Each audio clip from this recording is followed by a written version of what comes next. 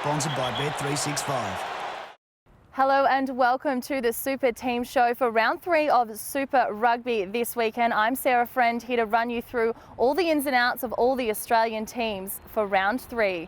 We kick things off on Friday night when the Melbourne Rebels host the New South Wales Waratahs in Melbourne, and it is a double header with the Super W competition starting back for its 3rd season. Melbourne Rebels coach Dave Vessels has made 3 changes to his starting side ahead of Friday night's clash.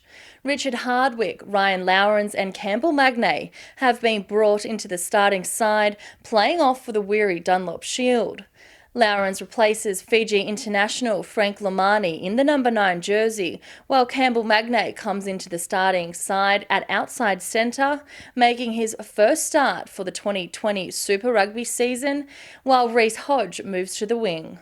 Yeah, we do have some changes. I think we were pleased in parts with some of the performances against the Brumbies, but certainly we just started really poorly for the second game in a row. So what we found is probably in the back row we wanted someone to play more directly to the ball. So that's why Dickie Hardwick has come into the mix.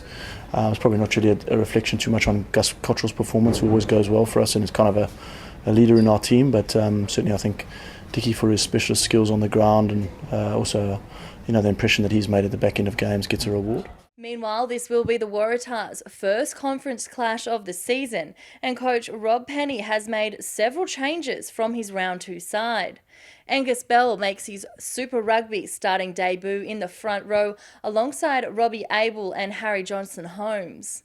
Jed Holloway replaces Lockie Swinton in the back row, while Jack Maddox joins the starting 15 on the left wing in replace of Mark Nwanganitawasi. Alex Newsome shifts from the right wing to outside centre as Cameron Clark makes his first appearance for the 2020 season. Angus is an outstanding prospect. The thing when you're ever considering putting a young guy into the starting position or into any position, but also into the front row in particular, is their physical and mental ability to cope.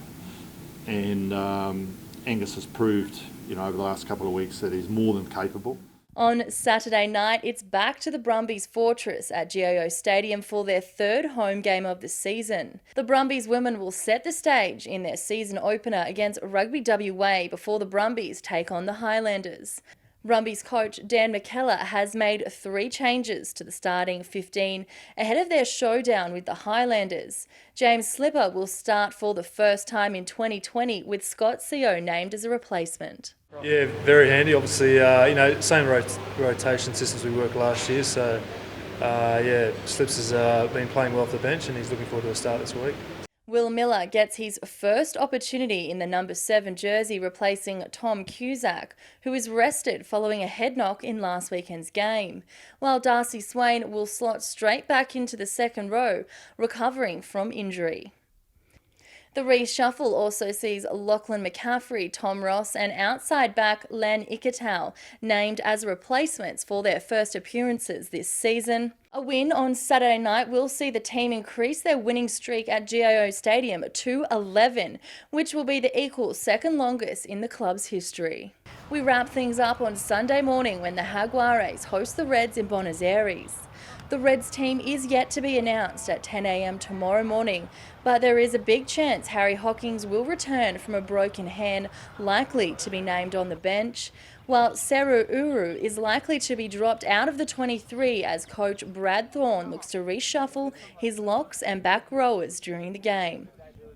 Ed Craig and Dave Feo flew to Argentina from Brisbane earlier this week, likely to be named on the bench. But the biggest unknown, what will Thorne do at fly half this week? Lucas started in round 1 and O'Connor in round 2. Thorne is likely to start James O'Connor and Hamish Stewart at 10 and 12, bringing in Lucas off the bench in place of Bryce Hegarty. The winless Reds will be desperate to win against the Jaguares to get their campaign back on track before their first home game of the season next week. Now let's take a look at the odds for round 3 of Super Rugby this weekend, and the Blues and the Crusaders pipped as the favourites in that one. The Rebels also have got the better odds against the Waratahs. The Sunwolves and the Chiefs are sitting at $1.05 there. Then the Hurricanes and the Shark, the Canes are the favourites, as are the Brumbies sitting at $1.47 against the Highlanders.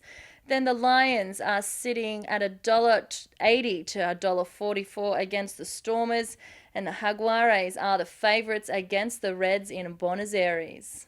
If you're going to have a punt this weekend, please do so responsibly and stay tuned to Rugby.com.au for all your match highlights, previews and reviews. I'll see you next week for round 4.